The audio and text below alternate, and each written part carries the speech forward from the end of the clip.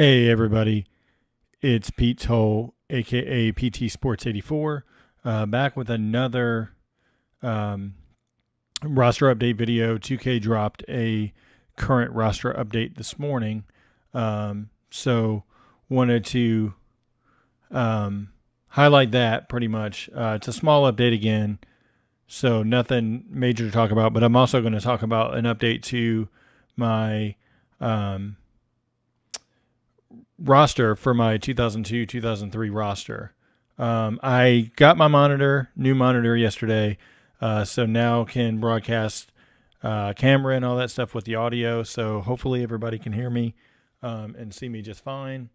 I'm gonna move this. Try to figure out where to move it once I get into the roster. Let's see. First time doing this, so bear with me for just a second. I just want to make sure I place the camera. I guess that's a good spot to have it up in the right-hand corner, so that way it's not in the way um, of anything on the screen. So hopefully you guys can see me okay and hear me okay. So just had to take everything apart and then re-put everything back together.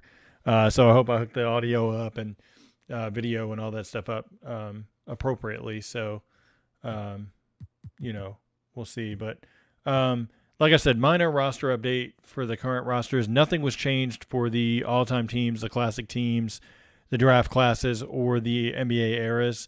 Like I said, I think that stuff comes next week. There was a lot of info to get through, so it's going to take the team a little bit to update everything, I think, just because it literally, like, feedback-wise, it was a lot of stuff. So with that said, going through the update, Luka Samanic, who was basically played a little bit with New York last year. Obviously, before that was with the Spurs. He is on a training camp deal, so they added him to the Boston Celtics for the roster update. You know what? Let me see real quick. Sorry about that. Let me see if because it doesn't look like the chat screen added in for some reason. Where do I go for that? Yeah, it didn't add any. It didn't add it for some reason. I don't know why.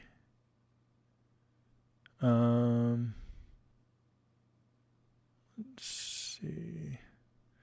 All right, there we go. Okay. All right, back to the video. So, so you had Luka Samanic. Armani Brooks signs a camp deal with the Hawks. He's another shooter. I think he'll be competing with Tyrese Martin, Chris Silva, like those guys. There isn't an open two-way spot for them, so it'll be interesting to see who gets that last spot. Malik Ellison's basically going to be a college Skyhawk, so I don't really worry about him, but I think it's down to Brooks and Silva and Tyrese Martin maybe battling for the last roster spot. Wouldn't be shocked to see a trade for Jay Crowder go through this weekend from Phoenix. I think we'll see Crowder probably traded back to Miami because they are in need of a power forward. I think that fits what their need. Dennis Smith Jr. gets added to the Charlotte Hornets. I think he's a good backup to LaMelo because you're basically looking at him to run for maybe 10 minutes a game.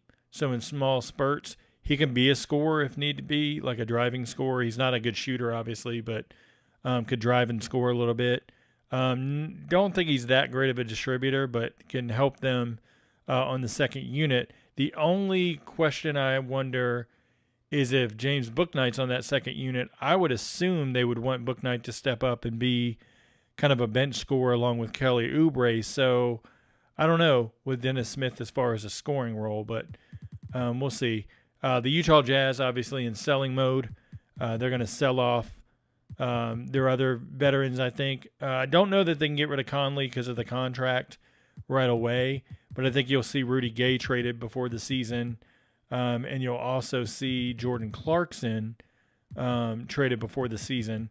And then that'll get some of those vets off the team to make room for the younger guys. Wouldn't be shocked to see maybe a Malik Beasley small deal as well. But the earlier reports of getting a first-round pick for those guys, I don't know. If you can't get a first-round pick for Bogdanovic, that means the market's low for all of the guys.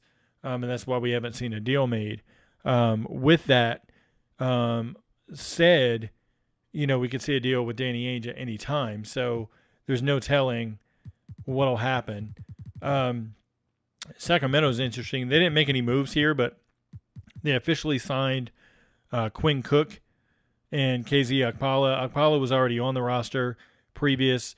Quinn Cook's not here because he didn't play in the NBA last year, so he is what they consider a player to be determined if he's going to make a roster, whether they could put his likeness rights back in or not.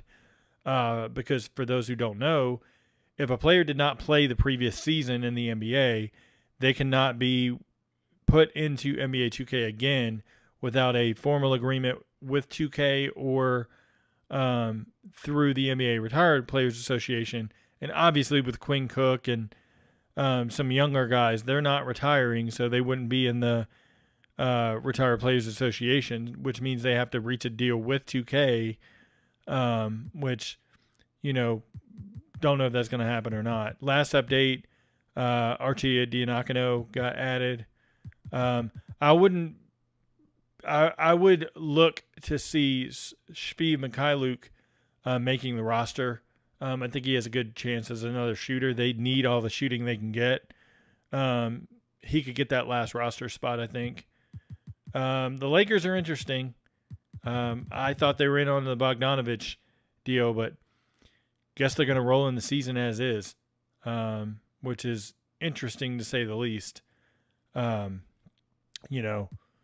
With Westbrook. We'll see how that goes. Next, we have Dallas Mavericks on a camp deal, DJ Stewart Jr. This is about getting his allocation rights to the Texas Legends, but he was added in as well.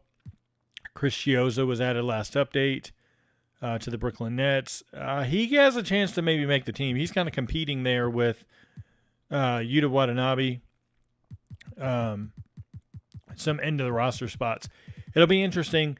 Ben Simmons came out and said he's going to be a point forward, which means he's probably going to be, I would put him at the power forward, but then you're playing essentially Claxton next to him. I don't know how that works. So I guess Durant would play power forward, Simmons small forward point guard.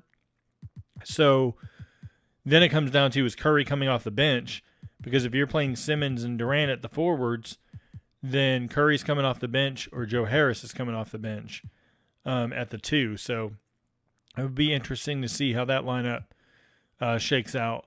But then that means the super scorer off the bench would end up being TJ Warren along with Curry, Mills coming off the bench. That doesn't leave a lot of room for Cam Thomas to get minutes, which I don't think he's going to be too thrilled about. But we'll see what happens there. But they did not add Kendall Brown yet. He is added on a 2-way contract to the Pacers. So he's not in yet. His face is scanned. He was scanned at Summer League, I believe. And his actual cyberface ID is available as well. So if anybody happens to be commenting, I can't see them for some reason. I don't know why the chat didn't enable. I clicked enable chat, but I don't know if somebody's commented. Maybe no one's commented yet, but I can't see it for whatever reason. I'm not sure why I can't see it. I used to be able to see it, and I thought I set everything up the same way as I had before, but maybe not. Maybe nobody's commenting. That could be it too. But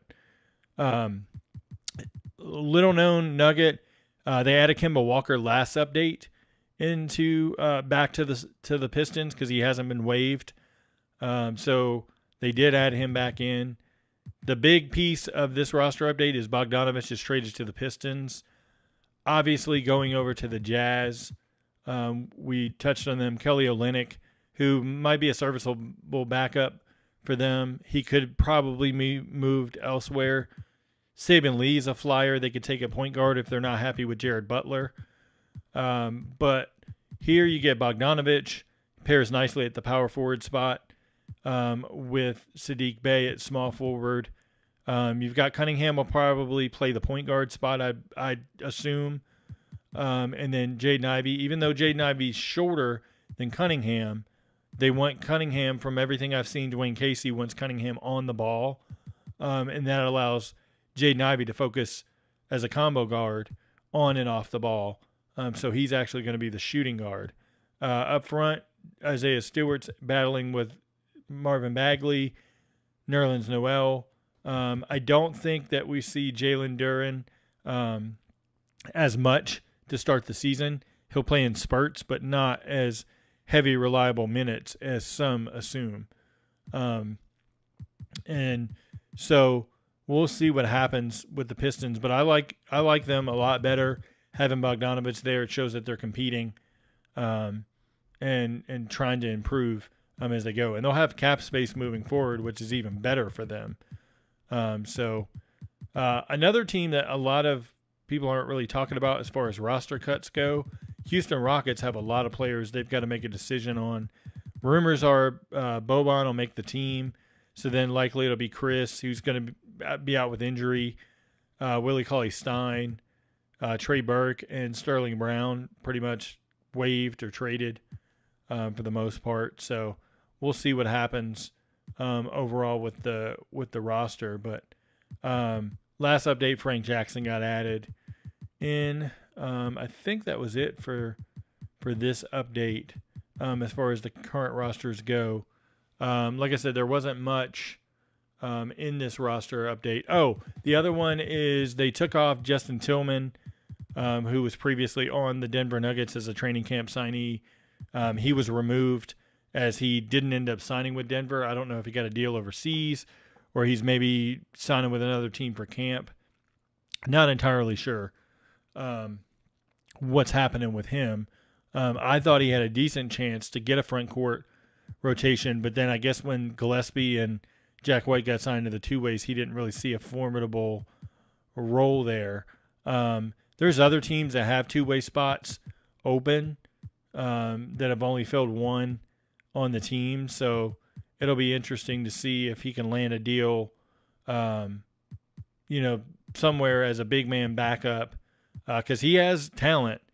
So he definitely could help a team down the line, for sure. But that's it for the roster update for this one. I'm actually going to cut this video here. I'm going to do a second video highlighting my 0203 roster real quick. The reason I want to do that separate is because I want to open up the chat.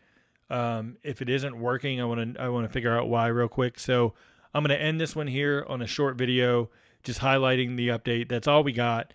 We didn't get anything in regards to Ime Udoka being removed as a head coach. I don't even know that 2K would do that.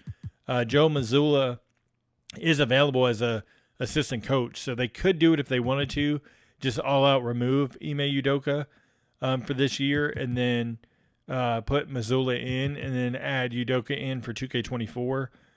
They could do that, or put Udoka as an assistant, and then have Mazzulla as the head coach. That might make sense, but then we could do that ourselves, technically, if that's the route we wanted to go, if 2K is going to keep Udoka as the full-time head coach. But that's it for this video.